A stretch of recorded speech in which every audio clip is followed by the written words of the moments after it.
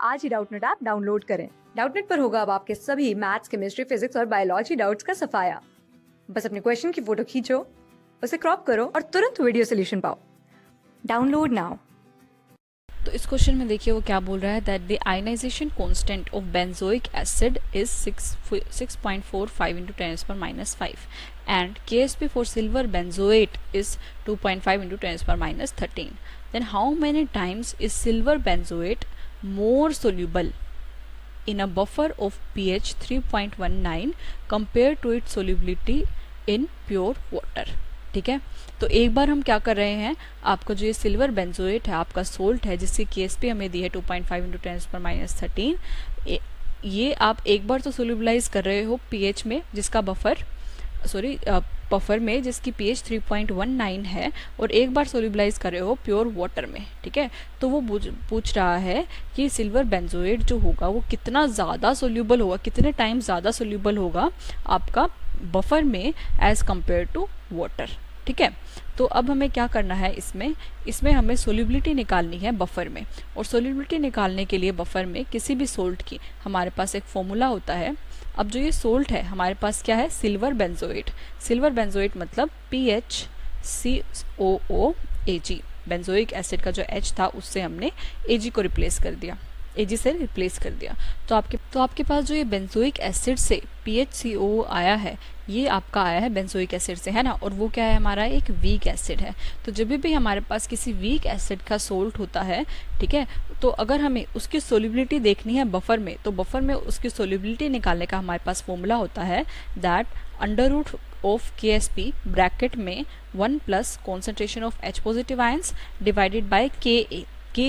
KA यहाँ पे है डिसोसिएशन कांस्टेंट उस एसिड का, मतलब ये किस एसिड से आया है, आपका बेंजोइक एसिड। तो ये होगा इसका बेंजोइक एसिड का डिसोसिएशन कांस्टेंट, और वो हमें दिया भी है क्वेश्चन में। ठीक है, की पावर हाफ।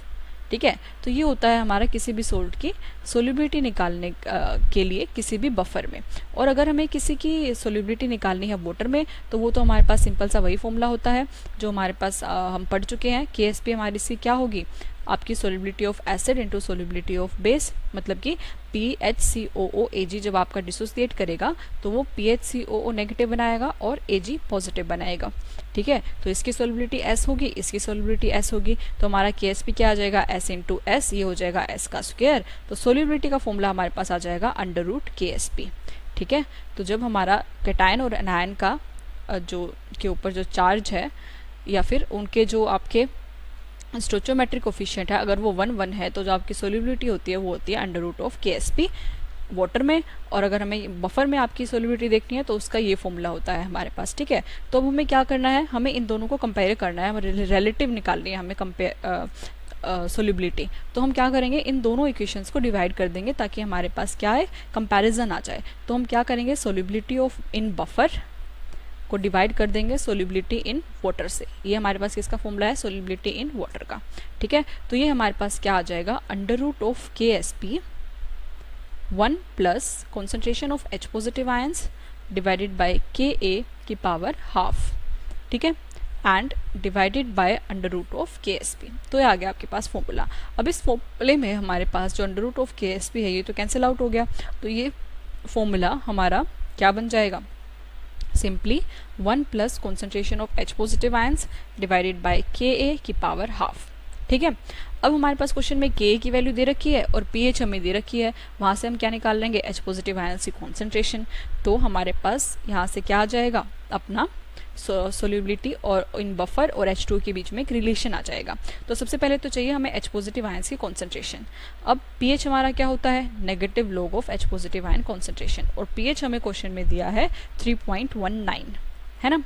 3.19 नेगेटिव साइन को उधर ले जाते हैं, log of H positive ions. अब हमें दोनों तरफ क्या करना है, एंटी लॉग लेना है। तो H पॉजिटिव आयंस की कॉन्सेंट्रेशन जो होगी वो हमारी क्या आ जाएगी, एंटी लॉग ऑफ -3.19। ठीक है, अब एंटी लॉग आप खुद ले सकते हैं, तो ये इसका जो एंटी लॉग का आंसर आता है वो आता है 6.45 मल्टीप्लाई बाय 10⁻⁴ मोलर्स। ठीक है, तो ये आ गया आपके पास H पॉजिटिव आयंस की कॉन्सेंट्रेशन। K की वैल्यू हमें क्वेश्चन में दे रखी है, वो है 6.45 इंटू 10⁻⁵। इन दोनों वैल्यूज को हम क्या करेंगे, क्वेश्चन में पुट कर देंगे, और हमारे पास क्या आ जाएगी, सोल्यूबिलिटी ऑफ बफर और वाटर के बीच में रिलेशन आ जाएगा। ठीक है, तो इसको सोल्व करते हैं। तो यहाँ पे हमारे पास क्या आएगा, 1 प्लस कॉन्सेंट्रेशन क्या है 6.45 इंटू 10⁻⁻⁴। ठीक है, और हमें k की वैल्यू दी है 6.45 इंटू 10⁻⁻5 और इसका हाफ। ठीक है, तो यहाँ से ये 6.45 कैंसिल आउट हो गया, यहाँ से ये कैंसिल आउट हो जाएगा और हमारे पास क्या बचेगा, यहाँ से हमारे पास बचेगा 10।